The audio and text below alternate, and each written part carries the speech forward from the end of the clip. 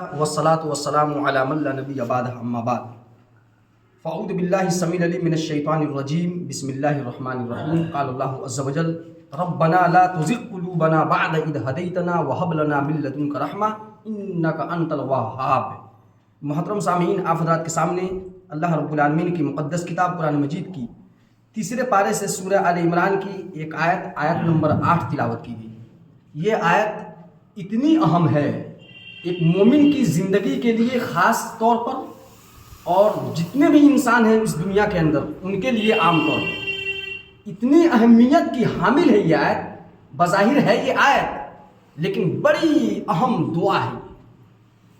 سب کچھ چلی جائے، سب کچھ چھن جائے ایک مومن سے، یہ گوارا کر سکتا ہے، لیکن اگر یہ دولت اگر چلی گئی تو پھر اس دنیا کے اندر اس مومن کے جینے کا کوئی مقصد اور مطلب ہی نہیں ہے۔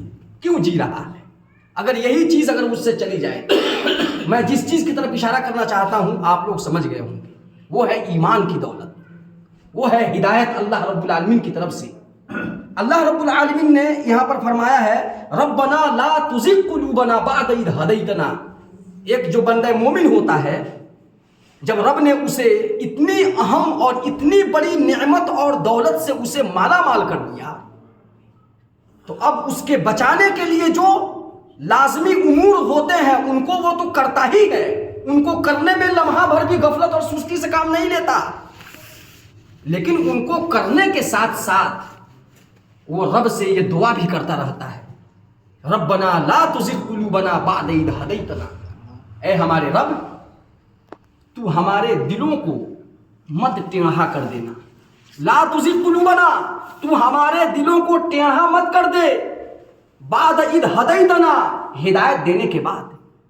اے اللہ، تو نے ہدایت تو ہمیں دے دی، اور اس کے قیام کے لیے، اس کے بچاؤ اور اس کی حفاظت و صیانت کے لیے جو امور ہو سکتے ہیں، جو امور فائدہ مند ہیں، ان کو میں جہاں تک ہو سکتا ہے میں کرتا بھی ہوں، اور جو چیز اس کو نقصان پہنچانے والی ہیں ان سے میں اپنے آپ کو اجتناب بھی کرتا ہوں۔ لیکن اس کے ساتھ ساتھ اے اللہ تعالیٰ یہ دعا بھی ہے کہ تو ہمیں اس دولت سے نوازنے کے بعد، ہمارے دل میں اس نعمت کو ڈالنے کے بعد، تو پھر ہمارے دل کو پھیر مت دینا۔ اس آیت سے بہت اہم مسئلے کا استنباط ہوتا ہے۔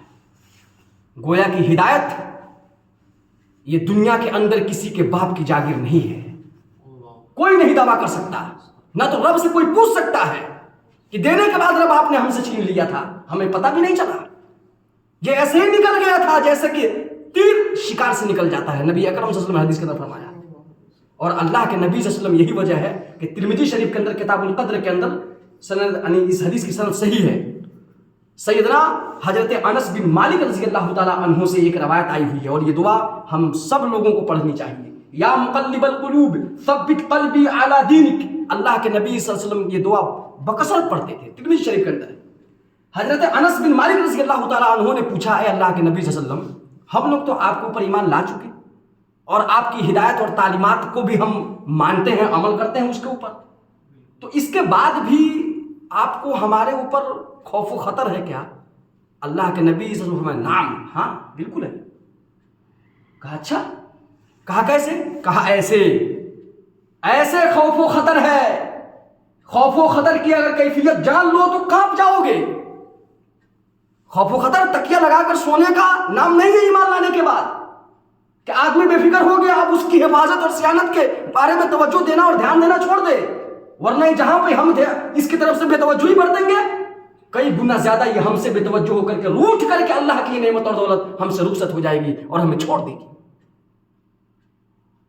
اللہ کے نبی صلی اللہ علیہ وسلم نے کہا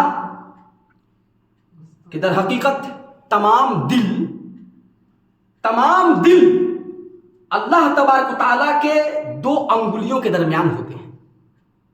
نبی صلی اللہ علیہ وسلم نے فرمایا کہ تمام دل اللہ کے رحمان کے 2 انگلیوں کے بیچ ہوتے ہیں، اللہ کے انگلیوں میں سے 2 انگلیوں کے بیچ، یہ ہوا ترجمہ، اللہ کی انگلیوں میں سے 2 انگلیوں کے بیچ ہوتے ہیں۔ یقلب کیف یشاء، اللہ تعالیٰ جب جیسے چاہتا ہے جس کے دل کو پھیرتا رہتا ہے، پلٹتا رہتا ہے۔